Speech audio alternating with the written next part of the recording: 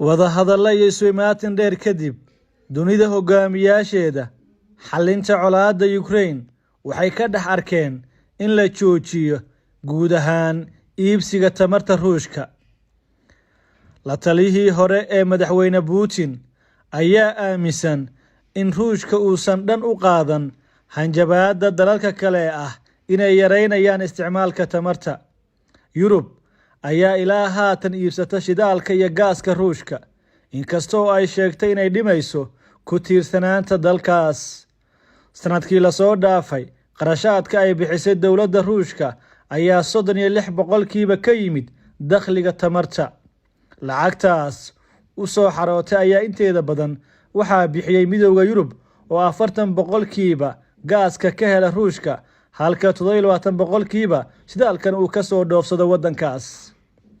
Madaxa siyaasadda arrimaha dibadda ee ururkaas, Joseph Borrell, ayaa maalmo ka hor sheegay in maalintiiba ay bilyan euro dakhli ahaan u siiyaan Ruushka. Haddii dalalka galbeedka ay si dhab ah u hakiyaan gaaska iyo shidaalka Ruushka, waxaan hubaa in bil ama 2 bilood gudahood uu ku joogsanayo duulaanka Ruushka, ayuu yidhi la taliyihii hore ee madaxweyne Putin. Waa qaabka ugu wanaagsan ee ay dalalka galbeedka wax uga qaban karaan xaaladda taagan, ayuu hadalkiisa sii raaciyay. Cunaqabataynta reer galbeedka ayaa sababtay in shirkado badan ay isaga baxaan Ruushka, taasoo saameysay dhaqaalaha waddankaas. Bangiga dhexe ee Ruushka ayaa saadaaliyay in dhaqaalaha dalkiisa uu sanadkan hoos u dhici doono 8%, halka macadka caalamiga ee dhaqaalaha uu qiyaastiisa gaarsiiyey 15%.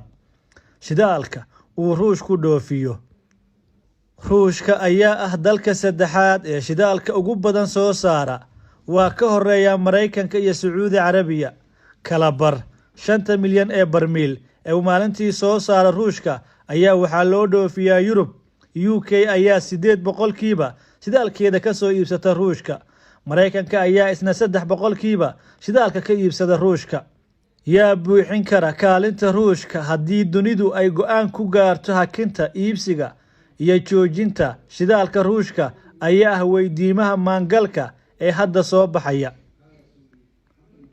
Penn McWilliams, oo ah qabiir ku xeel dheer siyaasadaha tamarta, ayaa sheegay in la heli karo dalal buuxiya kaalinta shidaal ee Ruushka, balse ay adag tahay in la buuxiyo kaalintiisa gaaska.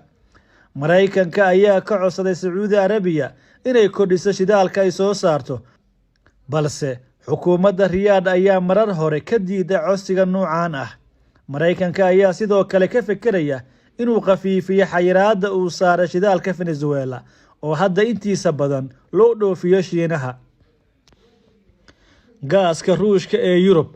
Haddii uu Ruushku gaaska ka jiro galbeedka Yurub, waxaa aad sare ugu kici doona qiimihiisa. Gaaska Ruushka ayaa u dhigma 40% gaaska dabiiciga ah ee laga isticmaalo Yurub. Haddii Ruushku joojiyo gaaskiisa, saameynta ugu badan waxay ku yeelan doontaa dalalka Jarmalka iyo Talyaaniga. Yurub ayaa u weecan karta dalalka gaaska soo saara sida Qatar, Algeria ama Nigeria, balse waxay caqabad ka taagan tahay sida durba loo ballaarin karo soo saaridda gaas dheeraad ah. UK ayaa 5% ku tiirsan gaaska Ruushka, halka Mareykanku uusan wax gaas ah ka iibsan Moscow. Hase yeeshee, gaasirida caalamka ayaa sare u qaaday sicirka wadamada Mareykanka iyo UK. Midowga Yurub ayaa soo jeediyay qorshe uu qaaradiisa uga dhigaya mid ka madax bannaan tamarta Ruushka ka hor sanadka 2030. Waxaa qorshaha ka mid ah inaan lagu tiirsanaan gaaska iyo shidaalka oo kaliya, balse la raadiyo hab kale oo lagu heli karo tamarta. Saameynta dhaqaale.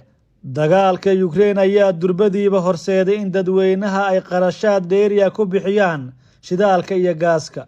Shacabka UK ayaa lagu wadaa in bilaha soo socota ay bixiyaan qarash ku dhow 3 laab intii ay horey uga bixin jireen tamarta ay guryaha ku isticmaalaan. Sicirka shidaalka ee Mareykanka ayaa gaaray meeshii ugu sarreysay tan iyo 2008, iyadoo la sheegay in 11% uu sare u kacay toddobaadkii la soo dhaafay. Dr. Andriy Ilanov oo hadda ku nool Mareykanka ayaa sheegay in goor ay noqotoba loo baahan yahay isbedel ku yimaada xukunka Ruushka. Suuragal ma aha in mustaqbal wanaagsan lala yeesho Ruush uu ka talinayo hoggaanka hadda. Ruushku dib uguma soo noqon kara saaxada iyo dhaqaalaha caalamka, ayuu sheegay la taliyahan hore ee madaxweyne Putin.